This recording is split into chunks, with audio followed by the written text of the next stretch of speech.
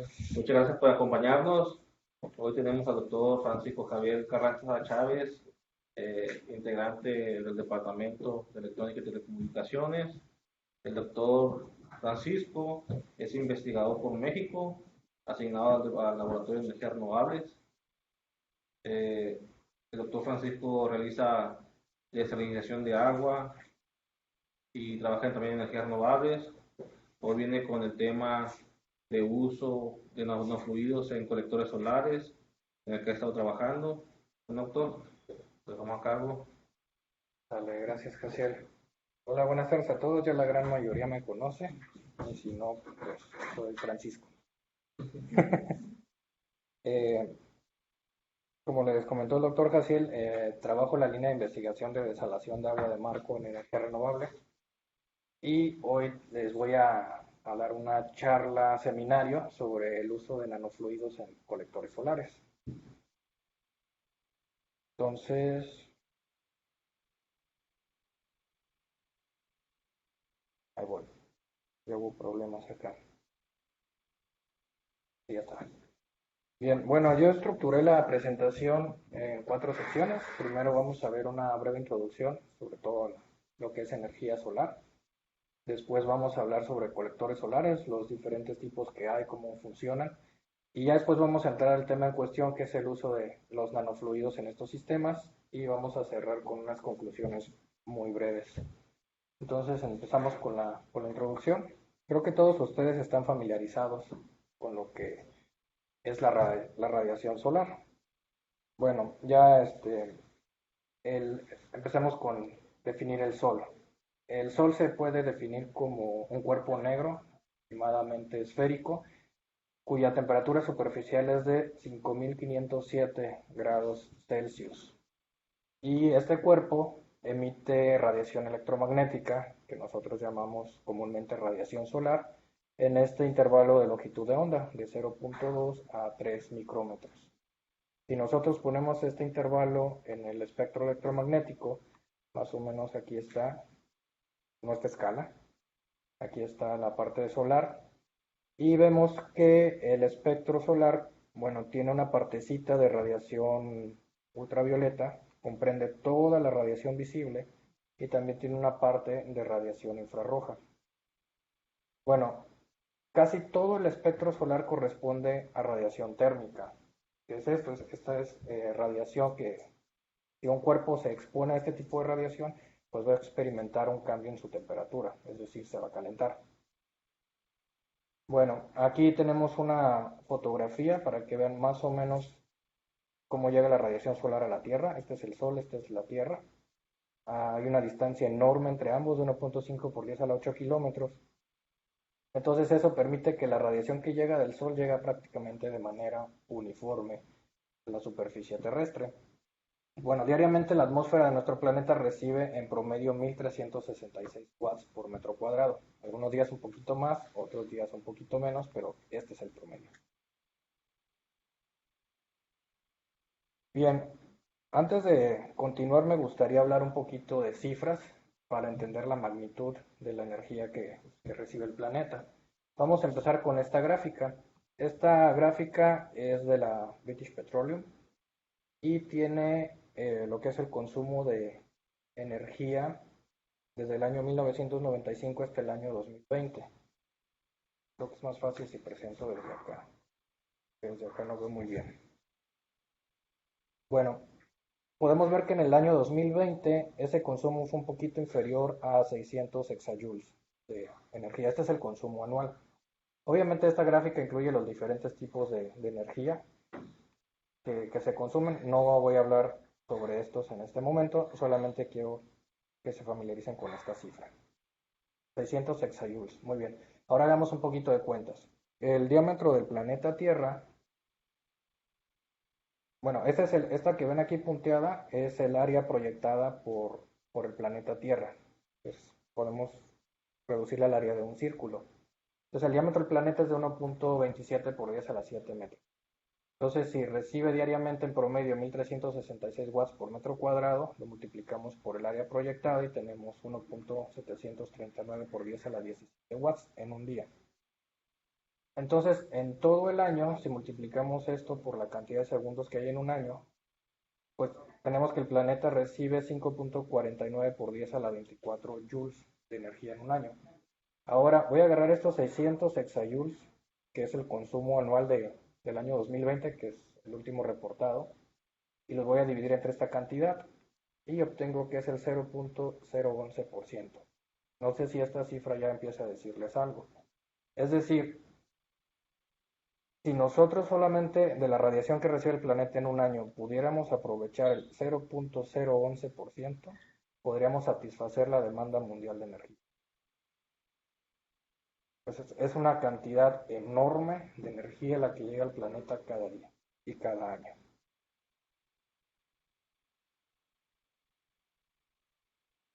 Bueno, una cosa más, la energía solar no se distribuye equitativamente en todo el planeta, pero aquí entre lo que es los 35 grados de latitud norte y 35 grados de latitud sur es donde se registran los mayores niveles de radiación solar. A esta franja de 66 países se le conoce como franja solar o cinturón solar. Y vemos que nuestro país está ubicado en esta parte. Si podemos ver un mapa más grande, pues esta es la radiación de todo México. Y vemos que prácticamente en todo el territorio nacional tenemos altos niveles de radiación solar. Entonces, pues esto es un incentivo para utilizarla, así como tenemos mucho petróleo, y otras fuentes de energía, pues también tenemos esta. Bueno, ahora vamos a pasar cómo podemos aprovechar esta energía solar.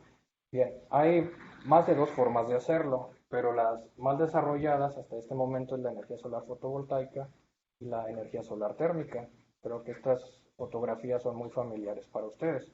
Este es un arreglo de paneles fotovoltaicos, este es un calentador solar de placa plana y este es un calentador solar de tubos evacuados. Bien, yo voy a enfocar mi presentación el día de hoy en esta parte. Pero bueno, la energía solar fotovoltaica, creo ya saben ustedes que consiste en convertir la irradiación solar que le llega a los paneles en energía eléctrica mediante el efecto fotovoltaico.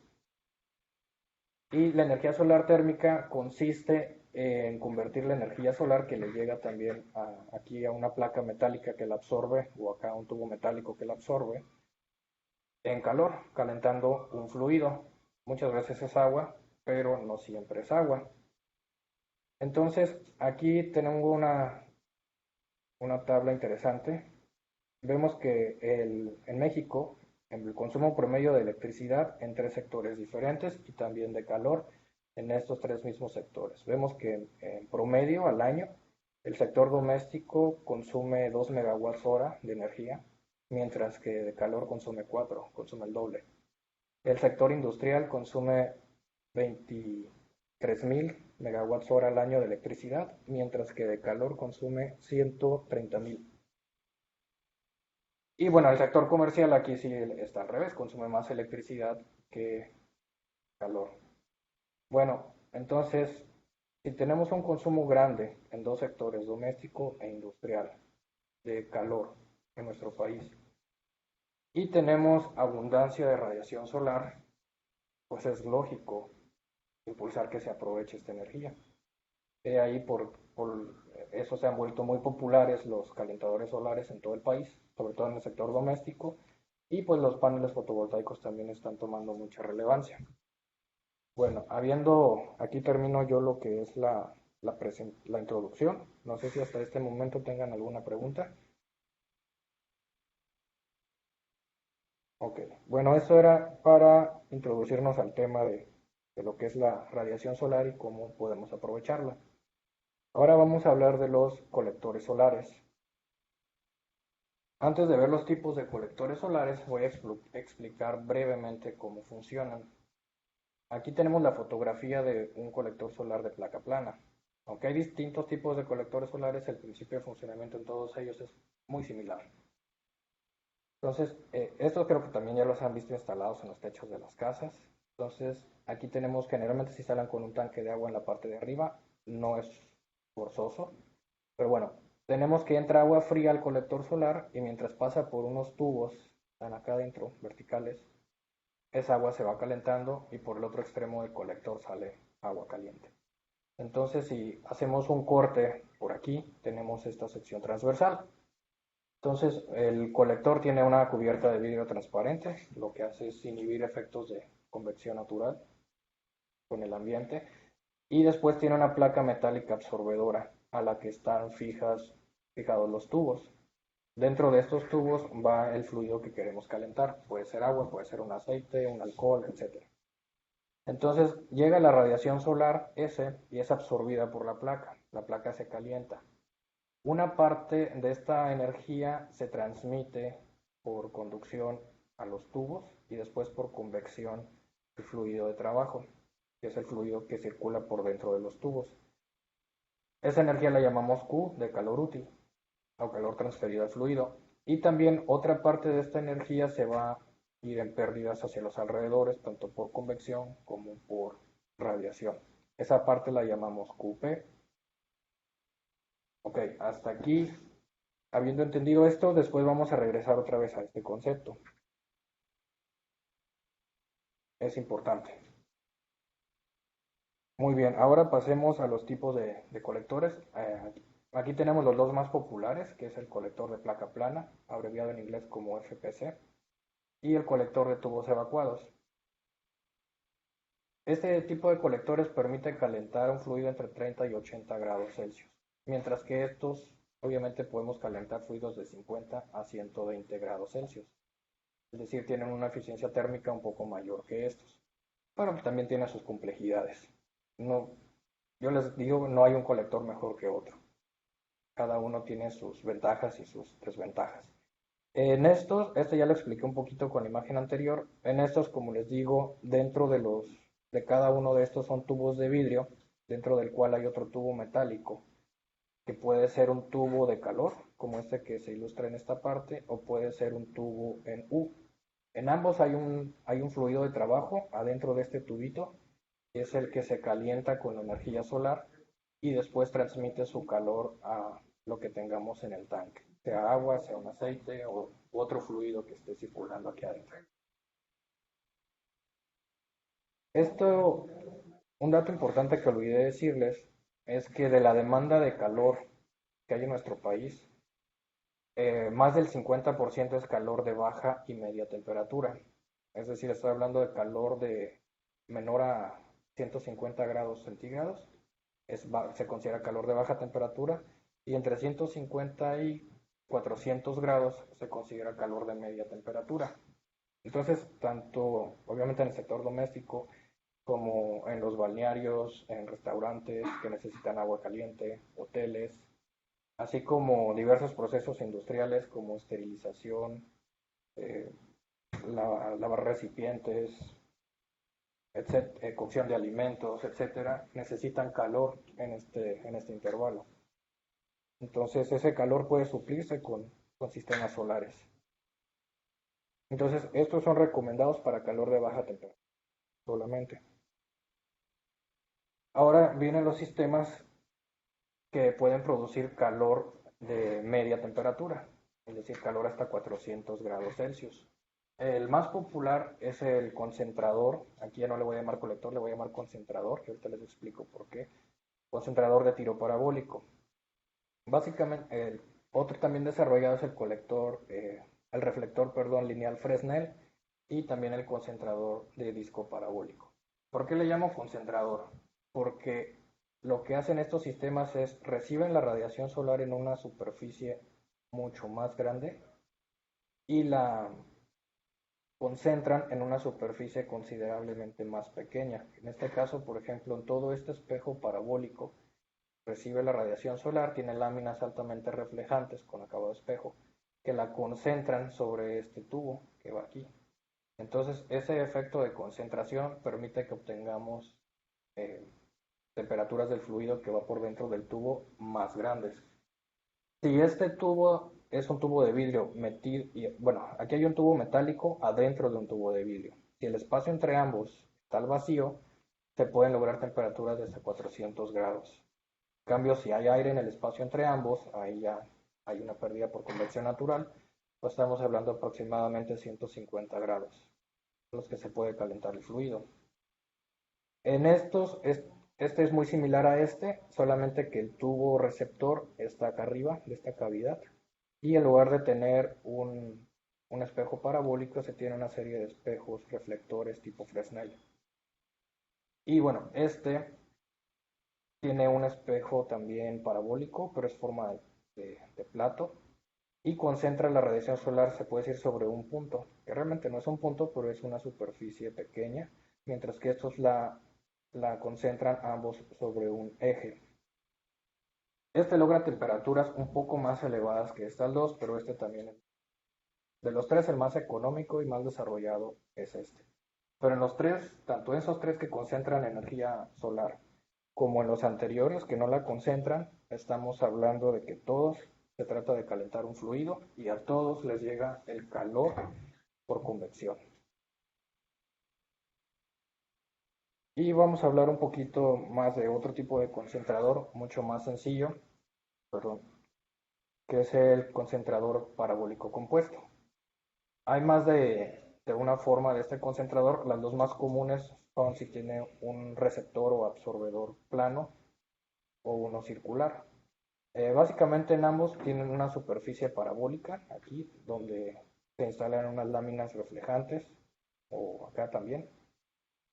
Y toda la radiación solar que entra a este sistema, la superficie parabólica hace que incida sobre la placa que está absorbiendo en este caso, o en este caso sobre el tubo. La ventaja de este sistema es que puede generar calor de baja y media temperatura de forma mucho más económica que los concentradores que vimos aquí. ¿Por qué? Porque estos solo pueden trabajar con radiación normal directa, es decir, no aprovechan la radiación difusa. Por lo tanto, necesitan seguir el sol a lo largo del día. Entonces vamos a ver que este espejo tiene que girar siguiendo el sol. Igual estos tienen que girar alineándose con el sol, igual este. Entonces ahí tenemos un mecanismo que lo vuelve mucho más costoso y este no necesita seguir al sol. Puede aprovechar tanto de la radiación difusa como la radiación. Esa es una de las ventajas de este sistema. Este sistema no es un dispositivo comercial. Estos podríamos decir que tampoco, con excepción de este, que ya empieza a haber algunos desarrollos comerciales, pero todavía muy poquitos. La mayoría son sistemas que uno diseña y uno construye. No hay de que vas al Home Depot y te compras un concentrador de tiro parabólico. Bueno, entonces, como les decía, en todos ellos existe un fluido de trabajo que también se llama fluido de transferencia de calor, fluido caloportador, etc. Este fluido debe tener ciertas características. De entrada, debe tener una alta densidad, también alta conductividad térmica y alto calor específico.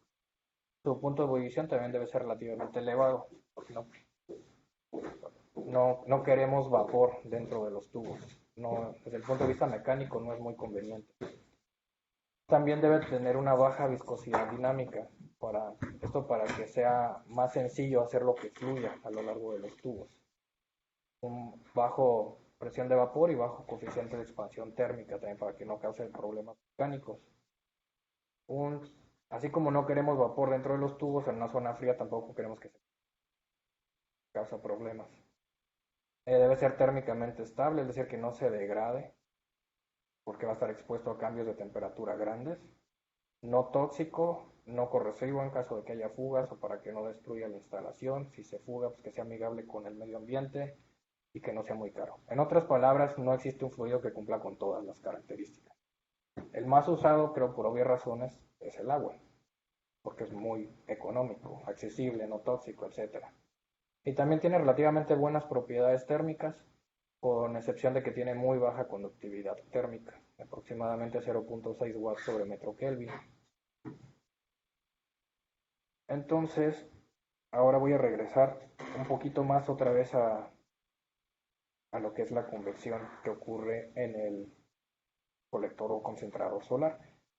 Como vemos, este es un pequeño corte, este sería un cachito del tubo, y aquí tenemos la superficie, la de arriba, la de abajo, realmente todo es un círculo, y aquí el fluido, que va circula un flujo másico M y entra a esta pequeña sección a temperatura TF y sale TFO.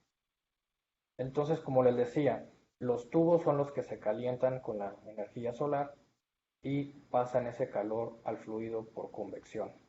Entonces la convección, matemáticamente hablando, la podemos expresar de esta manera. Es el producto de un parámetro empírico que se llama coeficiente de convección H por un área, que es el área de contacto entre el fluido y la superficie sólida, y una diferencia de temperaturas entre la superficie sólida y el fluido.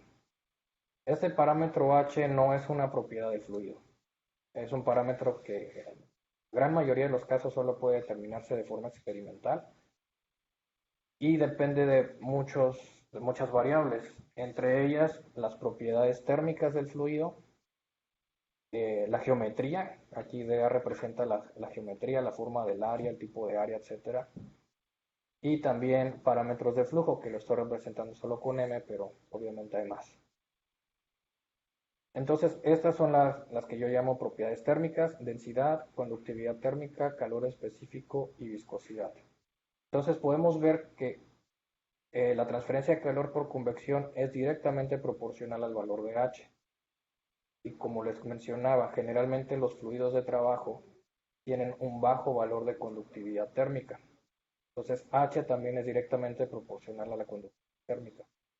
Entonces, si nosotros aumentamos la conductividad térmica del fluido, vamos a aumentar H y vamos a aumentar Q. Entonces, a lo largo de todos los tubos, pues se suman muchos de estos, muchas pequeñas transferencias por convección. Es una forma de verlo. Probablemente estoy diciéndolo estrictamente hablando de forma equivocada, pero es una forma sencilla de visualizarlo. Entonces, en todo el colector, si nosotros tenemos una alta conductividad térmica del fluido, vamos a tener una mayor ganancia de calor y en consecuencia un mayor desempeño térmico o mayor eficiencia térmica. ¿Y eso a qué nos sirve?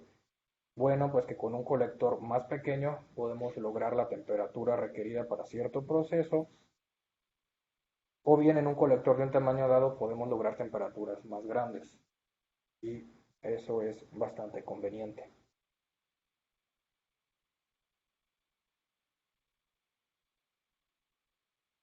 Bueno, antes de entrar con esto, no sé si hasta aquí hay alguna duda o pregunta.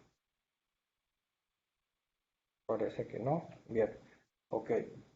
Bueno, entonces si por ejemplo tomamos el agua como fluido, que tiene una conductividad de 0.6 watts sobre metro Kelvin, ¿cómo podemos hacer para aumentarla? Bueno, una forma que se ha propuesto en la literatura y se ha hecho investigación al respecto es dispersando nanopartículas de algún material que tenga elevada conductividad térmica en el agua.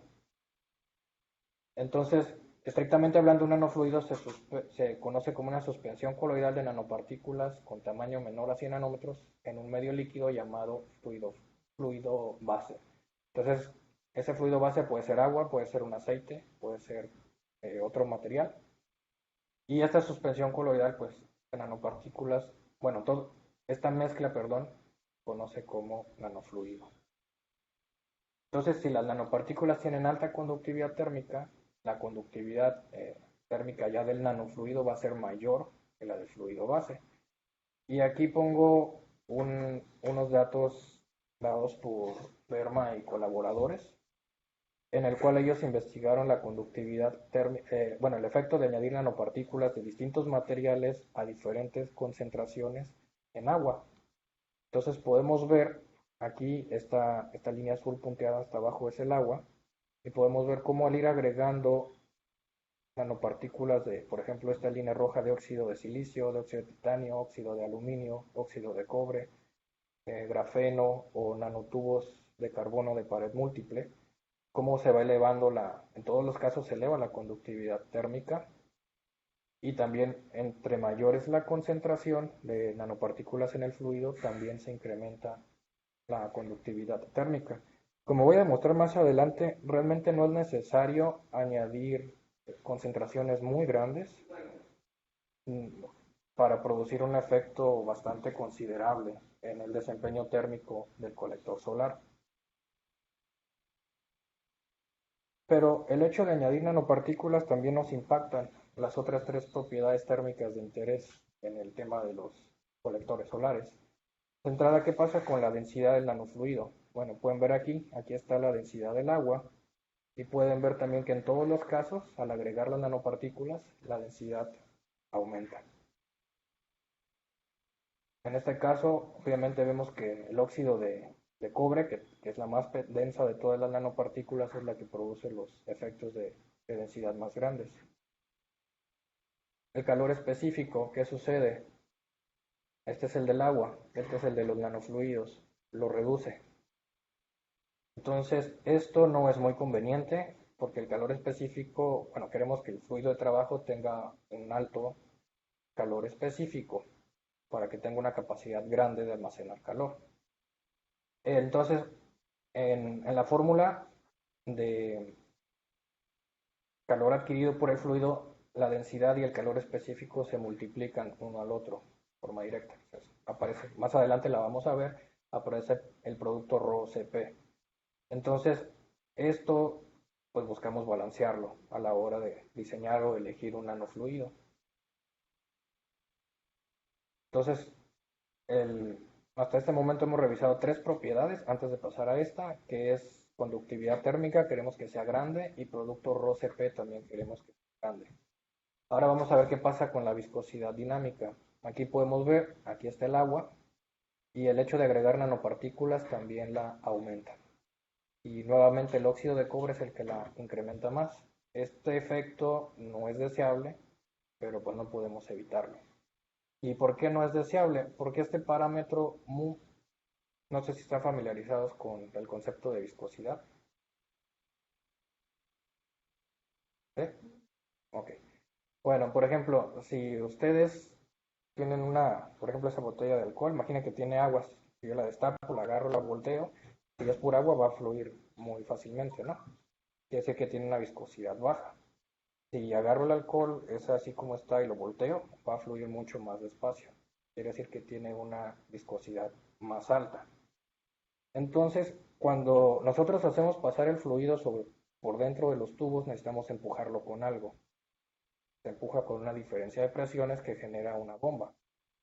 O bien también puede, si funciona con convección natural, pues puede ser una diferencia de temperaturas. Pero ahorita nos quedamos con sistemas que usan bomba, para no entrar a detalle con los otros. Entonces, entre más viscoso es ese fluido, más potencia necesita esa bomba para poderlo empujar y más consumo de electricidad.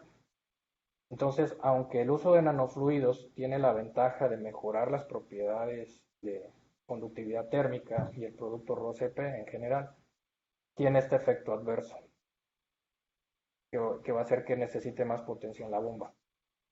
Y aparte, si tenemos concentraciones muy grandes, pues o las nanopartículas son muy densas, van a sedimentarse a lo largo de los tubos o de otros aditamentos del sistema, y eso también causa problemas, no es un efecto deseable. Entonces, aquí es donde se encuentra el estado de la investigación en general en este momento. No hay un nanofluido todavía mejor que otros, sino son puros trabajos experimentales que consisten en explorar el desempeño de estos sistemas utilizando diferentes nanofluidos. Ahora ya voy a pasar a hablar de los sistemas de los nanofluidos, perdón, en cada tipo de colector solar. No sé si hasta este momento tienen alguna pregunta. Bueno, entonces siguiendo con el trabajo de Verma en un colector solar plano, podemos ver sus resultados de eficiencia térmica y de potencia de bombeo para los nanofluidos que ellos están investigando. Entonces, de entrada, aquí podemos ver lo que es eficiencia térmica contra concentración, porcentaje en volumen, y ven para una tasa de flujo másico dado. Entonces vemos cómo esta línea de abajo es el agua, tiene una eficiencia térmica de aproximadamente que será 0.57, y vemos cómo al empezar a agregar nanopartículas al agua a distintas concentraciones, la eficiencia térmica aumenta. Por ejemplo, vemos el caso más drástico sería con los nanotubos de carbono de pared múltiple. Por ejemplo, una concentración de 0.75, la del agua anda como en 0.57, en cambio cuando se agrega llega casi a 0.72 o 72%. Entonces ya le hizo un aumento bastante apreciable. Mismo sistema, mismo tamaño, mismo flujo másico, misma cantidad de radiación, pero mayor eficiencia que se traduce en mayor ganancia de calor. Eso es lo que les digo, es bastante conveniente porque implica un ahorro de recursos materiales y económicos. Otro dato importante que podemos ver es cómo el hecho de, por ejemplo, en punto 75 logró esto y si se va aumentando más la concentración, realmente el aumento en la eficiencia tiende como a estabilizarse, no sigue creciendo y creciendo y creciendo. Esto quiere decir que para cada nanofluido tenemos una concentración óptima, pero toda esta parte, como les digo, se determina experimentalmente, no hay ecuaciones que les van a decir, oh, si es este nanofluido con esta forma, con esto, con estas características, pues su concentración es de tanto.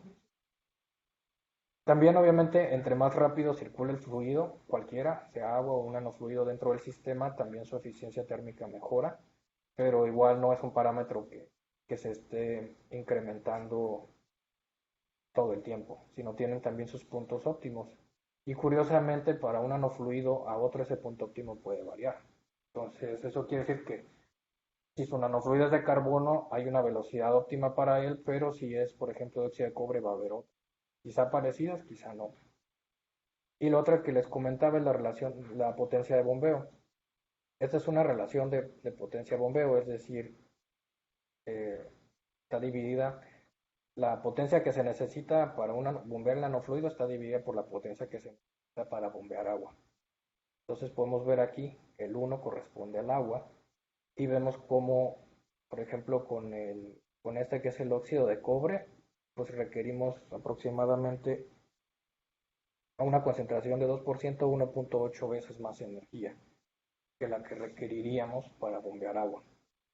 Entonces esto es algo que debe tenerse cuidado y es una de las razones también por la que es bueno manejar concentraciones bajas. Aquí está la fórmula que les daba, lo que es la ganancia de calor de cualquier fluido, o sea, nanofluido o no, en un colector solar. Es el producto de su flujo volumétrico o caudal, es decir, cuántos litros por segundo se están transportando, por el producto de la densidad, por el calor específico fluido, por la diferencia de temperatura salida menos entrada al colector solar. Entonces, esta es su ganancia de calor. Si este calor se divide por la energía solar que le llega a la superficie expuesta del colector solar, tenemos lo que es la eficiencia térmica. Bien, hasta aquí tienen alguna pregunta o comentario. Entonces, revisando en la literatura de todos los trabajos, tanto experimentales como numéricos, que se han hecho en colectores de placa plana, podemos sacar este resumen. Vemos que las nanopartículas más investigadas son estas. No las voy a mencionar una por una, pero sí podemos agruparlas en tres grupos: metales, óxidos metálicos y nanoestructuras de carbono. Vemos que el fluido más usado en todos los casos es agua, en algunos casos etilenglicol o mezclas de etilenglicol con agua. Y vemos en total, pues registrar 70 trabajos experimentales, 39 numéricos. Entonces, diría yo, este tipo de sistemas usando un nanofluido está relativamente bien investigado. Y los incrementos de eficiencia que producen las nanopartículas también son similares, con excepción del carbono, que tiene incrementos más grandes. Pero aquí también, obviamente en esta parte, pues empieza a hablar que no es lo mismo sintetizar óxidos metálicos a nanoestructuras de carbono. Esto es un poco más costoso que hacer esto. Estas son mucho más económicas. Estas ya no son tan económicas. Entonces aquí entran en juego varios aspectos del proceso de síntesis de las nanopartículas y también de la elaboración del nanofluido después de tener las nanopartículas. Vamos a otro tipo de colector solar. Vemos el de tubos evacuados. También este es un resumen. Aquí vemos en general, bueno, aquí vemos que también ya aparecen otros fluidos de trabajo como acetona, metanol, que es un alcohol. Y aquí podemos ver que hay más trabajos experimentales como numéricos, pero realmente no hay muchos en ambos casos. Ahorita me regreso a esa gráfica. Vamos a hablar de los colectores de tiro parabólico. Vemos cómo aquí hay 6 trabajos experimentales, en cambio hay muchos trabajos numéricos. En este caso, como les digo, como son temperaturas mucho más altas, se usa menos agua y se usa más aceites sintéticos o incluso metales líquidos. Obviamente a un metal líquido no le vamos a meter un nanofluido, ya tiene una conductividad térmica bastante alta. Pero a los aceites sí, su conductividad térmica también es baja, como la del agua o incluso más baja.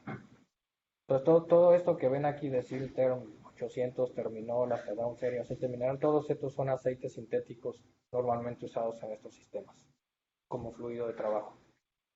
Entonces aquí podemos ver que hay muy pocos trabajos experimentales en esta área y todos son con óxidos metálicos. No se ha explorado ninguna otra tipo de nanoestructura y bueno, con justa razón, este sistema es caro como para trabajarlo experimentalmente. En cambio, este sistema de tubos evacuados es más económico y este es mucho más económico y más sencillo. Por eso creo yo el hecho de que hay más investigación en estos es una cuestión de facilidad y de costo. Bueno, aquí en esta gráfica le quiero mostrar los resultados de otro investigador que utilizó nanohojas de grafeno en un sistema de tubos evacuados. Aquí voy un poquito más rápido. Nuevamente, para todas las concentraciones que él investigó en agua, se eleva la conductividad térmica de aproximadamente, bueno, no llegó a 1, a un watt sobre metro Kelvin en ningún caso, pero veamos los incrementos de eficiencia. Esta gráfica es muy clara. Aquí tenemos 3 flujos distintos, medio litro por minuto, 1 litro por minuto y 1.5 litros por minuto. Entonces podemos ver aquí las eficiencias que obtuvo usando agua destilada, 34%, 51, 54. En cambio, con una concentración muy bajita de 0.1% de grafeno, veamos las eficiencias que obtuvo a los 3 flujos básicos, 61%, 80% y en un caso hasta 90%. Entonces, ¿esto qué significa? Ahorro de materiales, ahorro económico.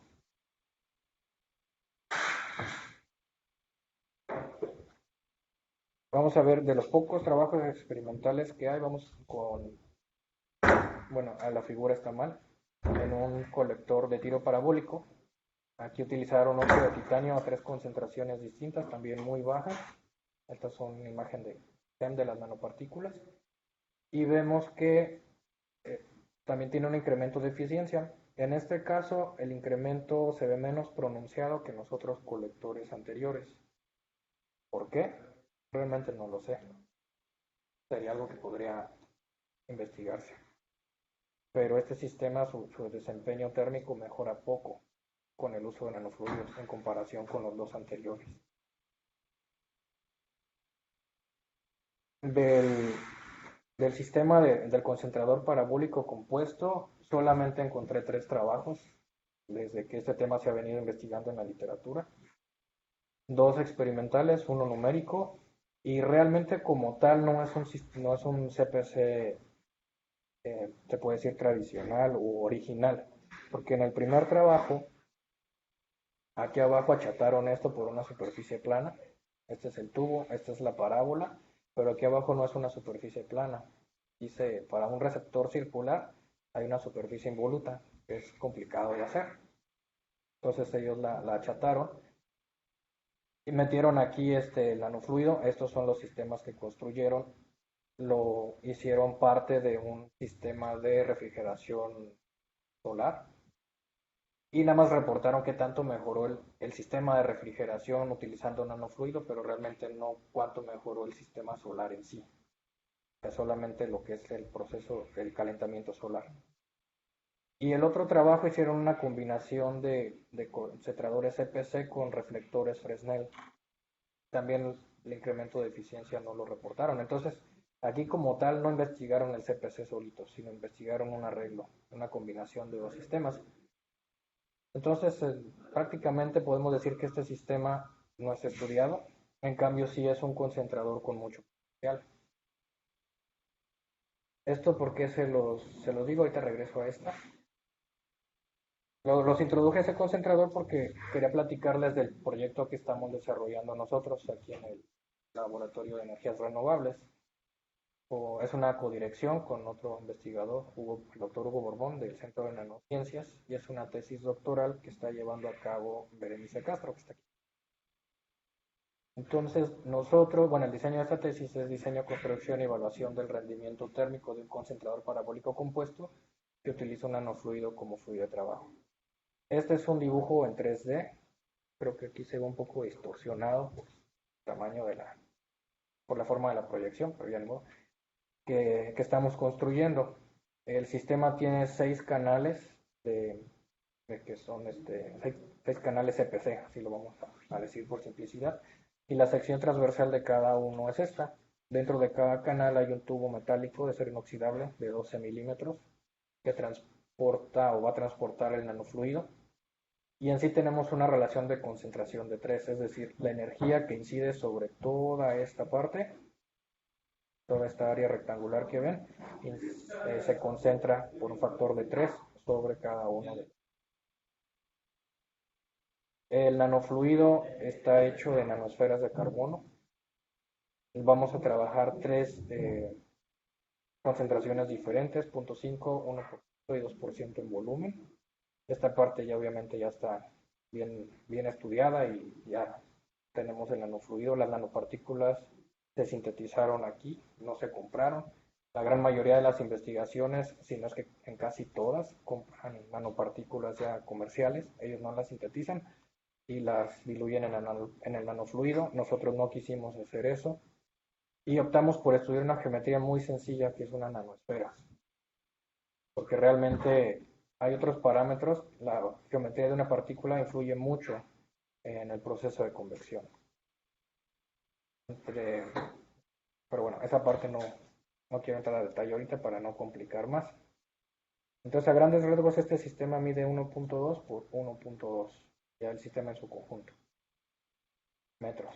Es un sistema un poco largo. No les muestro fotos construido porque apenas se está construyendo. Las nanopartículas, las nanosferas de carbono, las diseñamos por el método hidrotermal a partir de una mezcla de glucosa con hidróxido de sodio y agua destilada. Tiempo de síntesis de 4 horas a 160 grados y esto es lo que se obtiene. Aquí están todas las nanopartículas sintetizadas en esta solución. Obviamente esta no es la que vamos a meter al sistema porque aquí hay una concentración muy alta. Lo que tomamos de aquí, tomamos solamente la cantidad necesaria para formar las concentraciones que nosotros queremos investigar, que serían 0.5, 1 y 2%. Entonces, en cada caso se toma la cantidad necesaria, se mezcla con una mezcla, valga la redundancia, de etanol y agua destilada, que es lo que vamos a utilizar como fluido base, y se agitan las partículas por 2 horas con agitación magnética y después se hace una dispersión por ultrasonido de 5 ciclos de 10 segundos. Esta receta, ahora sí fue prueba y error, tanto la síntesis como todo este proceso de elaboración del nanofluido. No hay una receta ya que diga, tienes para esas nanopartículas, tienes que hacer esto por tanto tiempo y luego esto, sino realmente es investigación de prueba y error. Y obviamente también después se les hace un estudio de sedimentación, ese ya se concluyó, pero los resultados todavía no los tengo. Un estudio de tenerlas en reposo durante 30 días a distintas concentraciones para ver si se sedimentan en el fondo o no se sedimentan. Las nanopartículas las caracterizamos de entrada para saber que sí se produjo carbono. Este es uno de los resultados de una de las técnicas de caracterización que es UV-Vis. Y aquí es típico del carbono que se muestre este piquito a aproximadamente 275 nanómetros. Bueno, aquí una aclaración, yo no soy el experto en la parte de nanotecnología. Entonces por eso tal vez no se preguntan por qué no describo esto más a detalle, es por eso. Esta parte la ve más mi colega que está en el CENIM, en la UNAM, y obviamente el estudiante. Y también se hizo otra medición del tamaño de las nanopartículas por una técnica que se llama DLS, dispersión de luz dinámica, y se comprobó que el tamaño promedio de estas nanopartículas es de 42 nanómetros, que realmente son muy pequeñitas. Eso quiere decir que en una pequeña cantidad de fluido podemos tener una alta concentración de partículas, bueno, muchas nanopartículas dispersadas en el fluido a una concentración dada, lo cual va a mejorar lo que es la transferencia de calor por convección. Y bueno, hasta aquí termina donde vamos en este proyecto. Estamos construyendo el sistema y ahora sigue obviamente el año que entra, queremos hacer ya las pruebas experimentales con radiación solar aquí en Ensenada. Y también estamos a punto de empezar a investigar la variación de las propiedades térmicas del fluido base con las nanopartículas. O sea, vamos a medir de forma experimental lo que pasa con la densidad, viscosidad, calor específico y conductividad térmica. Y ya para concluir, les quiero hablar un poquito de las tendencias que hay actualmente en este tema. Bueno, este tema de investigar el desempeño de los nanofluidos en todos los colectores sigue. Es un tema, un área que a lo mucho ha de tener 20 años de investigación, pero el boom de trabajo se empezó aproximadamente del 2014, diría yo, para acá.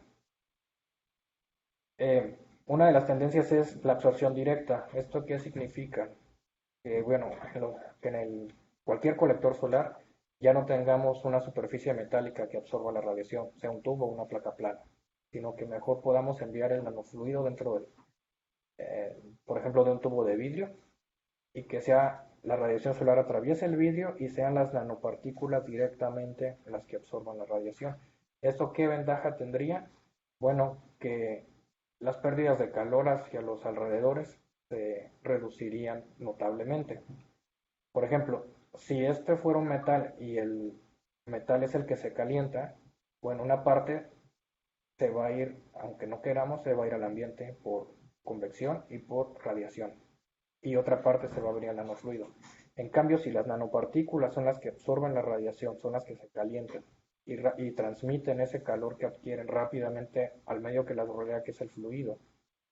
Entonces ahora diríamos que el fluido es el que calentaría el metal, pero obviamente eso, que un fluido caliente un metal no es muy, ¿cómo se puede decir? No lo hace de forma tan eficiente como que un metal caliente el fluido. Creo que dije algo que ya los enredó. Como esto va fluyendo por aquí, entonces y como ya no va a ser un metal, sino va a ser un vidrio, entonces esa pérdida de calor del fluido al metal realmente se va a ver muy disminuida. No sé si ya queda un poquito más claro.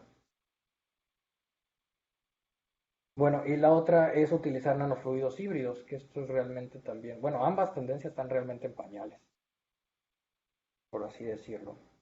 Es decir, si por ejemplo mezclamos, no sé, nanoestructuras de carbono con algún óxido metálico, por ejemplo en este caso que mezclar un óxido de cobre con nanocarbono, puede funcionar mejor que tener un nanofluido de un solo tipo de nanopartículas, podrían complementarse. Podría ser que mezcláramos una que tenga una alta capacidad para absorber la radiación solar y otra para mejorar la conductividad térmica del fluido. Puede ser que sí, puede ser que no. Realmente aquí no se sabe casi nada. Hay muy poquitos trabajos de esto. Y los retos que casi todos mencionan es que no podemos decir qué complementariedad va a haber entre los dos tipos de nanomateriales, si realmente este se complementa bien con este o no. Otro, el agente dispersante, si el agente que ayuda, que es una solución adicional que se agrega al fluido base para mantener las partículas dispersas y que no se sedimenten a estas, va a funcionar también con este o va a ser contraproducente, no lo sabemos. Y también pues estos son caros, son más caros de hacer que los nanofluidos que tienen un solo tipo de nanopartículas. Entonces yo aquí termino con unas conclusiones. En general, la eficiencia térmica de cualquier sector solar va a aumentar utilizando nanofluidos. Relativamente concentraciones muy bajas de nanopartículas son suficientes para tener un aumento de eficiencia considerable. El principal obstáculo al uso de nanofluidos es la sedimentación y el aumento de la viscosidad dinámica, que se traduce en aumento de caída de presión y más potencia de bombeo. Con excepción del el colector de placa plana, que es el más económico, que es el más estudiado, la investigación en otros tipos de colectores es limitada, en algunos casos es nula, no hay. Y bueno, la complementariedad entre nanomateriales y la absorción directa de radiación solar se considera que tienen el potencial de mejorar aún más el desempeño térmico de los colectores solares. Entonces, aquí termino yo la presentación. Si tienen preguntas, comentarios. Entonces, todos los fluidos o nanofluidos con los que se trabaje, la sedimentación va a ser inevitable. Es inevitable. Entonces se prefieren nanopartículas que tarden más tiempo en sedimentarse. Desventajas de esa sedimentación. ¿Vale? ¿Qué pasa si hay sedimentación? Bueno, imagina que tienes, no sé, una mezcla de agua con poquita arena y estás empujando esa mezcla con una bomba por un tubo. Si tienes muy, muy poquitita arena, pues va a ser relativamente fácil empujarla, pero si empiezas a meter más arena y más arena, se te va a empezar a sedimentar en la base del tubo. Y esa arena que se te sedimenta va a ser obstáculo para que el agua fluya. Entonces vas a requerir más potencia o más energía para hacer que fluya. Y entre más sedimentación tengas, más obstáculo, más energía. Pero si el fluido está en constante movimiento, debe de haber sedimentación, ¿no? Se va a sedimentar de todos modos por la diferencia de densidades entre las nanopartículas y el fluido. Es un efecto inevitable. ¿Qué se hay que hacer cada cierto tiempo, cambiar el fluido o algo así? Puede ser. O bien puede ser sacar el nanofluido, volverle a dar agitación magnética, dispersión, volverlo a introducir, o meter al sistema dentro del mismo, los calentadores solares no están solitos, están acoplados a un sistema más grande. Entonces dentro de ese mismo sistema al que están acoplados poner una estación donde se vuelva a dispersar las nanopartículas. Además de que en todos los sistemas tubulares, por así llamarlo, hay codos, hay Ts, hay reducciones, etcétera. Entonces, si las nanopartículas tienden a sedimentarse con mucha facilidad, también se van a sedimentar en esas partes y van a empezar a crear problemas. Bueno, gracias por la presentación. Yo tengo duda en cuanto mencionó que en la mayoría de los estudios se compran lo que son los nanofluidos. ¿Hay alguna ventaja bueno, supongo que además de crear como ¿hay alguna ventaja en que ustedes creen o hagan así de los nanofluidos? Sí, y esa parte voy a dejar que mi estudiante te la responda. A ver.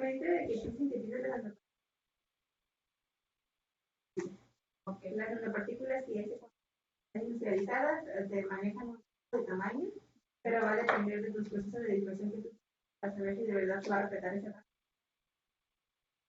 de formal, ¿no? De la nanopartícula o si no se. Entonces, el hecho de que uno mismo haga esa acumulación de nanopartículas y hay un mayor rendimiento. Hay un mayor control. Ajá, gracias. Okay. Gracias. ¿Alguna otra pregunta? Una pregunta. Puede que suene muy extraño, pero por ejemplo, no sé si esté relacionado que el contamina mucho el agua. Pues ahí, cada medida que eliminaba a veces se utilizaban como metales, óxidos, para hacer la degradación de colorantes. O sea, usaban UV para la degradación. Mi pregunta es, ¿se puede hacer un concentrador solar lo suficientemente grande para tener tambos grandes y con gran cantidad de agua para que se pueda degradar ese colorante que está en el agua? Yo pienso que sí, porque para la degradación requieren, si no me equivoco, se requiere calor, se requiere también exponer las nanopartículas a la luz solar. Entonces, imagínate un colector solar o un concentrador solar que te haga ambas funciones. Por ejemplo, si es transparente, va a concentrar la energía solar sobre las nanopartículas que van en el agua sucia y estas mismas harían ya su efecto para limpiar el agua. Y realmente los colectores, así como los paneles fotovoltaicos, se hacen arreglos de paneles, tantos paneles en serie, tantos en paralelo, con los colectores se hace lo mismo. Entonces se pueden manejar volúmenes grandes, iba a decir caudales, que es el término que se utiliza en mecánica, pero que me entiendan, volúmenes grandes. Y también se pueden lograr temperaturas grandes. Manda, No mal recuerdo, tú no hablaste acerca de desinfección, ¿no? sí, nada más que ese es el más parecido a lo que está trabajando Daniela. Ajá, Pero sí, sí existe la desinfección de agua, ¿no? por fotocatálisis, ¿no? Sí, sí, para degradar colorantes de la industria textil. Es un área que es muy popular. Pero también, de hecho, las nanopartículas, algunas de ellas, como creo el óxido de zinc, pueden también matar bacterias como la E. coli. O sea, realmente yo solamente traje una parte de nanofluidos con fines de transferencia de calor. Pero ya realmente puede haber nanofluidos con muchas funciones. Una de ellas puede ser desinfección de agua, otra puede ser matar bacterias, incluso desalinización de agua también con nanopartículas es más eficiente. Entonces, sí, realmente el hecho de combinar un nanofluido con un colector solar puede servir para múltiples propósitos. Y la ventaja es que la energía solar es energía gratuita, no estamos pagando por ella. Lo único que necesitamos es un sistema para extraerla, que ese sistema es el colector solar. Un colector solar, dependiendo del tipo de colector solar. Pero Daniel sucede en una cochera gigante. Colector solar. Sí, un concentrador solar sí, pero por ejemplo, para desinfectar agua, que es el tema, no requieres que el agua llegue a 100 grados. Entonces, con colectores de tubos evacuados o con un CPC que no tenga un tubo evacuado, puedes lograr 100 grados, 90 grados, 80 grados con facilidad. De hecho, ahorita tenemos un colector, un concentrador CPC pequeño acá arriba en la azotea. Y en un día normal, como hoy, la temperatura del agua llega hasta...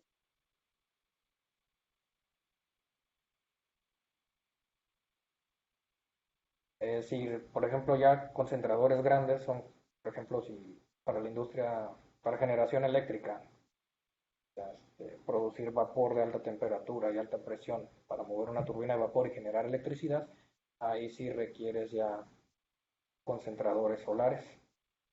Por ejemplo, como el de tiro parabólico, que es el que ya se ha investigado más en esta parte. Pero ahí ya contrastas lo que te cuesta un concentrador, bueno, una serie de concentradores de ese tipo con lo que te cuesta un generador de vapor. También ya que son unas construcciones gigantescas para producir vapor, para generar electricidad. Y aparte en el generador de vapor tienes que pagar el combustible, que generalmente es gas y no es tan barato. Entonces, como les decía, no hay un colector mejor que otro, todos tienen su área de aplicación. ¿Alguna otra pregunta, comentario? De acá, los que están en línea, no lo sé, la verdad es que no escucho nada. Voy a dejar de compartir para poder escribir. Hay 3 personas conectadas y en el chat no hay nada. Entonces yo creo que no hay preguntas. Ya todo el mundo le anda por irse de vacaciones. Tengo una pregunta. Mande. Respecto a la sedimentación, Uh-huh. ¿cuál es qué áreas de oportunidad han explorado hasta el momento? Ya, se hace para resolver ese. Una de las áreas que he visto que se ha investigado es los nanofluidos híbridos. Es decir, por ejemplo, aquí los nanotubos de carbono son mucho menos pesados que el óxido de cobre. Entonces, si se mete en nanopartículas más ligeras que puedan compensar el efecto de beneficio que trae la nanopartícula más pesada, puede ser de beneficio. Esa es una de las cosas que he visto. Realmente se ha hecho muy poco y lo mejor es mantener concentraciones bajas para que no se sedimenten.